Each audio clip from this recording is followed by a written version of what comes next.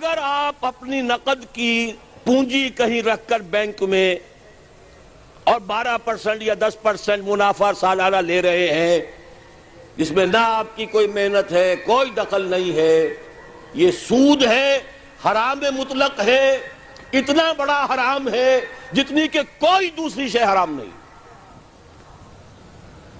شراب سے سینکڑوں گنا، 1000 گنا زیادہ حرام، زنا سے سینکڑوں گنا زیادہ حرام۔ یہ میں نہیں کہہ رہا، محمد رسول اللہ کہہ رہے ہیں صلی اللہ علیہ وسلم۔ الربا 70 حوبا 70 جزا، اس سود کے گناہ کے 70 حصے ہیں۔ ایسروہا، سب سے ہلکا اس کے مساوی ہے، ان ینکح الرجل امہ، کہ کوئی شخص اپنی ماں کے ساتھ زنا کرے۔ اب حساب کتاب جوڑ لیجئے، ریشو پروپورشن بنا لیجئے، سود نکال دو۔ ہاں کچھ شکلیں ہیں کہ جو جائز قرار دی گئی ہیں بغیر محنت کے بھی پیسہ کمانے کی، وہ کیا ہے؟ آپ کے پاس 10 لاکھ روپے تھے، 10 لاکھ کسی کو دے دیا کہ آپ مجھے 10,000 ماہانہ دیتے رہیے، حرام ہو گیا۔ 10 لاکھ کا مکان بنائیے اور وہ مکان کرائے پر دے دیجئے 10,000 ماہانہ پر یا 5,000 ماہانہ پر، یہ جائز ہے۔ محنت تو اس میں بھی نہیں لگی نا، مکروہ ہے، پسندیدہ نہیں ہے۔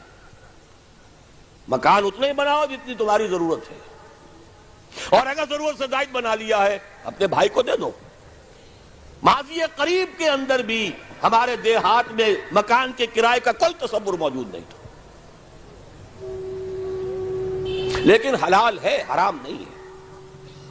البتہ اس کو جو چیز کوالیفائی کر دیتی ہے وہ کیا ہے، پیوریفائی کر دیتی ہے، وہ یہ ہے کہ 10 لاکھ اگر کسی کو نقد دیا تو اس کا بھی امکان ہے کہ وہ 15 لاکھ بن جائے، 20 لاکھ بن جائے، اس کا بھی امکان ہے 5 لاکھ رہ جائے سال میں۔ وہ مائع ہے، فلوئڈ ہے، اس میں اگر آپ نے نقد طے کر لیا کہ میں تو اتنا لوں گا، یہ حرام مطلق ہے، سود ہے۔ لیکن مکان 10 لاکھ کا بنا کر دیا ہے تو ظاہر بات ہے کہ اس سے وہ کیا لے گا سوائے اس کے کہ مہینے بھر رہا ہے، اس کا بدل آپ نے لے لیا، بس اللہ اللہ خیر صلی اللہ۔ یہ فکسڈ فارم آف کیپٹل ہے، وہ فلوئڈ فارم آف کیپٹل ہے، لہذا فرق ہے۔ اسی طرح مضاربت ہے، جائز ہے۔ وہ جائز کیا ہے؟ میرے پاس پیسہ ہے، میرے اندر صلاحیت نہیں، یا میں بیمار ہوں، یا میں بوڑھا ہوں، یا خدا فرض کیجئے کوئی خاتون ہے وہ پیسہ گھر میں نہیں رکھنا چاہتی، کہتی ہے کہ بھئی کام میں لگے، کسی ایسے شخص کو دے دے جس کے پاس سرمایہ نہیں ہے، وہ کام کرے، اس کو کہتے ہیں مضاربت۔ سرمایہ ایک کا، کام دوسرا کرے۔ اس میں اگر نفع ہو جائے تو دونوں تقسیم کر سکتے ہیں، جو بھی طے ہو، آدھا آدھا ہو، تہائی اور 2 تہائی ہو، جیسا بھی طے ہو جائے۔ لیکن اگر نقصان ہو گیا تو پورا نقصان مال والے پر آئے گا، کوئی تاوان نہیں دینا پڑے گا کہ میں نے تو تمہیں 10 لاکھ دیے تھے، میں نہیں جانتا یا میں نہیں جانتی، مجھے تو 10 لاکھ واپس کرو۔ نہیں بھائی، میں نے کام کیا، کاروبار کیا، نقصان ہو گیا، اس کے تو 8 لاکھ رہ گئے۔ اس میں تاوان مضارب پر نہیں آئے گا، عامل پر نہیں آئے گا۔ ہاں اس کی محنت گئی اور اس کا پیسہ گیا، اس شرط کے اوپر کہ تاوان اور نقصان اس کام کرنے والے پر نہ آئے، محنت کرنے والے پر نہ آئے، جائز کر دیا گیا کہ آپ مضاربت کے اندر پیسہ لگا کر اور اس میں اگر نفع ہو جائے تو کچھ لے سکتے ہیں۔ یہ 2 شکلیں ہیں، جائز ہیں، پسندیدہ نہیں ہے۔ باقی وہ شکل معین شرع سے نفعی نفع، نفعی نفع، یہ جیسے کہ میں عرض کر چکا ہوں، حرام مطلق، زنا سے سینکڑوں گنا زیادہ حرام، شراب سے لاکھوں گنا زیادہ حرام۔ ایک تو یہ نکال دیجئے امریکہ کے نظام میں سے، اگر یہ نکال دیں یہودیوں کی موت واقع ہو جائے گی۔ یہ جو فرنگ کی رگے جہاں پنجہ یہود میں، سود کی وجہ سے، پندہ سود کا ہے۔ دنیا کی سب سے بڑی مقروض حکومت یونائٹڈ اسٹیٹس آف امریکہ کی ہے۔ قرض خواہ کون ہے؟ یہودی بینکرز ہیں، اور امریکہ کی حکومت جس کو عالمی اور سپرم اور سپریم طاقت کہا جاتا ہے، اس کی حکومت کو اپنی کرنسی پر اختیار نہیں ہے. Issue and control of currency is not in the hands of the government of United States of America. It is in the hand of the bank, which is owned by the Jews. دوسری شے کون سی نکالیں امریکی نظام میں سے؟ جوا. دیکھیے چانس بھی ایک فیکٹر ہوتا ہے. جو بھی پروڈکشن ہوتی ہے کچھ اس کا سرمایہ ہے، کچھ محنت ہے، کچھ چانس بھی ہوتا ہے. وہی سرمایہ وہی محنت آج زیادہ دے گیا، وہی سرمایہ وہی محنت کل اتنی کمائی نہیں ہوئی، وہی سرمایہ وہی محنت پرسوں ہو سکتا ہے لاس ہو جائے. چانس ہے. لیکن محض چانس کی بنیاد پر کمانا حرام مطلق. یہ فرق ہے. جوا کسے کہتے ہیں؟ داؤ کھیلو محض چانس پر، وارے نیارے، لاٹری. یہ سارا سٹاک ایکسچینج کے اندر ایک دم زلزلہ آ جاتا ہے. کیوں آ جاتا ہے؟ ساری اسپیکولیشنز کے اوپر معاملات چل رہے ہیں، اور جن کے ہاتھ میں وہ لیور ہے اس سٹاک ایکسچینج کا، یہودی، ذرا حرکت دیں گے زلزلہ آ جائے.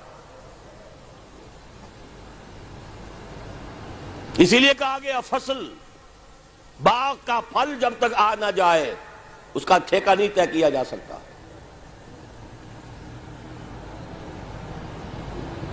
اسی سود کے معاملے میں ایک اور مسئلہ ہے، تیسری شے جس کو نکالنا ہے، بلکہ اسے سود میں شامل کیجئے، وہ ہے زمین کا سود.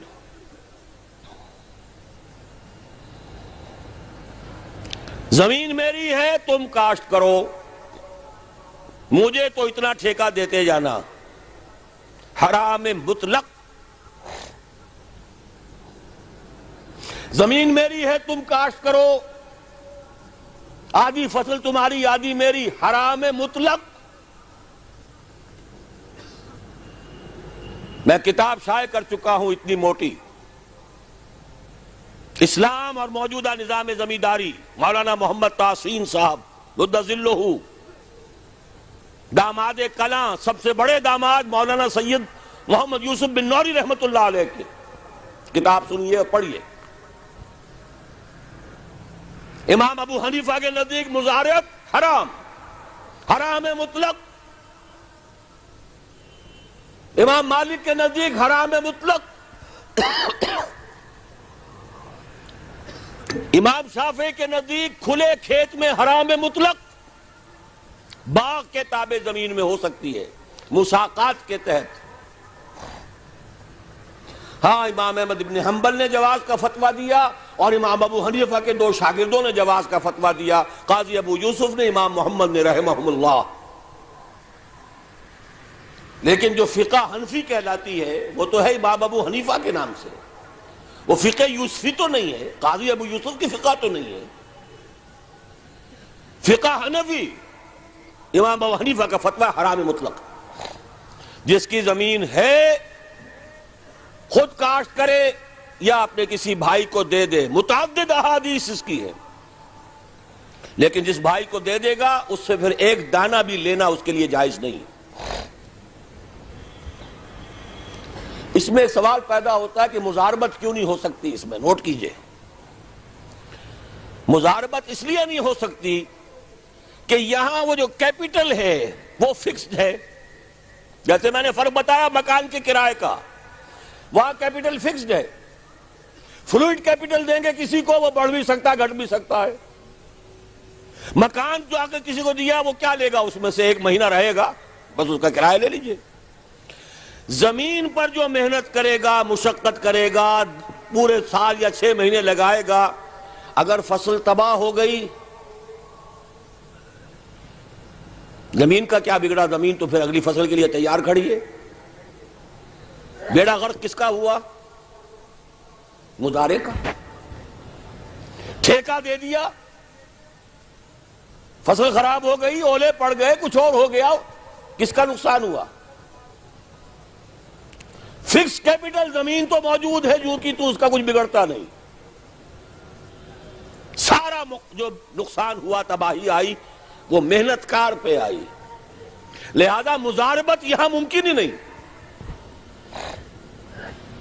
شراکت ہو سکتی ہے، 10 آدمی اپنی زمینیں جمع کر لیں اور مل جل کر کوآپریٹو بنا لیں تاکہ اس میں جو ہے وہ زرعی آلات بھی خرید سکے اور کام کر سکے. ٹھیک ہے، مل کر بانٹ لیجئے.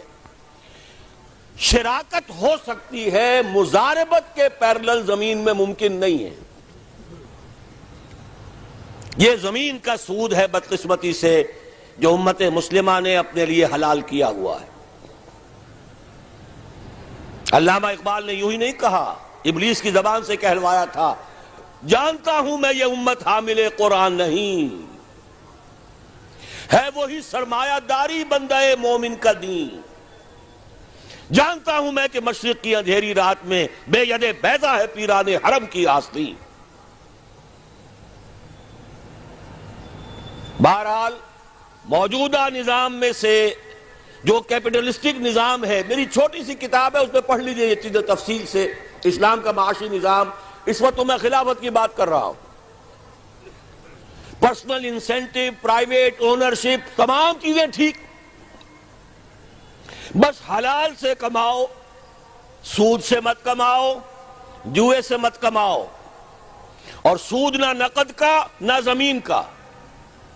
نمبر 3، انسان کے سفلی جذبات کو مشتعل کر کے کمائی کا کوئی ذریعہ اختیار نہ کرو. مسکرات ہیں، شراب ہے اور تمام منشیات ہیں، بے حیائی ہے، فحاشی ہے. سکوٹر بھی بیچنا ہے تو عورت کو ساتھ بیچتے ہیں، عورت کی تصویر کو. سگریٹ ہے تو وہ عورت پی رہی ہے. یہ فحاشی اور جو چیزیں ہیں میں مزید تفصیل میں نہیں جانا چاہتا.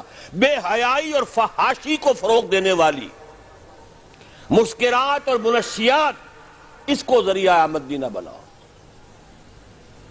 سود کو نکال دو، نقد کا سود بھی اور زمین کا سود بھی. جوا نکال دو جس شکل میں بھی ہو، فارورڈ ٹریڈنگ کی شکل میں ہو یا وہ لاٹری کی شکل میں ہو یا جو بھی شکل ہے اس کی. اور نمبر 3، انسان کے سفلی جذبات کو فحاشی اور عریانی کے ذریعے سے مشتعل کر کے اور ان کی جیبوں پر ڈاکہ مت ڈالو. 3 چیزیں نکال دو، ایک چیز شامل کر دو، اور وہ وہاں بھی شامل ہے، یہ بھی نوٹ کر لیجئے. نام بدلا ہوا ہے صرف.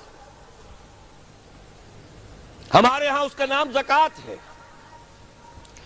جب پرسنل اونرشپ بھی ہے، پرائیویٹ انسینٹیو بھی ہے، مقابلہ ہے، اوپن مارکیٹ ہے، کمپٹیشن ہے، ڈیمانڈ اینڈ سپلائی ہے، ہائر اینڈ فائر ہے، سب کچھ ہے، تو منطقی نتیجہ نکلے گا کچھ آگے نکل جائیں گے، کچھ پیچھے رہ جائیں گے.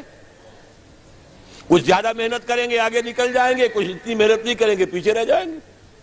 کچھ کو زیادہ صلاحیت دی ہے اللہ نے، دور بینی ہے، دور اندیشی ہے، وہ آگے نکل جائیں گے. جن کے اندر اتنی صلاحیت نہیں پیچھے رہ جائیں گے. لیکن یہ آگے جانے والے اور پیچھے جانے والوں کی خلیج زیادہ وسیع نہیں ہونی چاہیے. ہیوز اور ہیو ناٹس. اگر اس کی خلیج بڑھ گئی تو کیا ہوگا؟ فساد ہوگا، بدامنی ہوگی، چوری ہوں گے، ڈاکے ہوں گے. وہ ہیو ناٹس جو ہے پیٹ چاک کریں گے. توڑ دی بندوں نے آقاؤں کے خیموں کی تناب، سب کچھ ہوگا نا. لہذا مغرب کے کیپٹلسٹک نظام نے بھی رکھا ہے ویلفیئر. جن کے بعد دولت زیادہ ٹیکس دو بھائی. اور ٹیکس کا ایک مصرف تو یہ بھی ہے کہ ہمیں دفاع پر خرچ کرنا ہے. ٹیکس کا مصرف یہ بھی ہے کہ ساری حکومت کے نظام کو چلانا ہے. اور ٹیکس کا ایک مصرف یہ بھی ہے کہ جو ہیو ناٹ پیچھے رہ گئے ہیں ان کی کفالت بھی کرنی ہے. ان ایمپلائمنٹ الاؤنس. دیکھیے یہ ان ایمپلائمنٹ الاؤنس وہ ہے جو مزدور کو سپورٹ کرتا ہے. ایک جو معاشر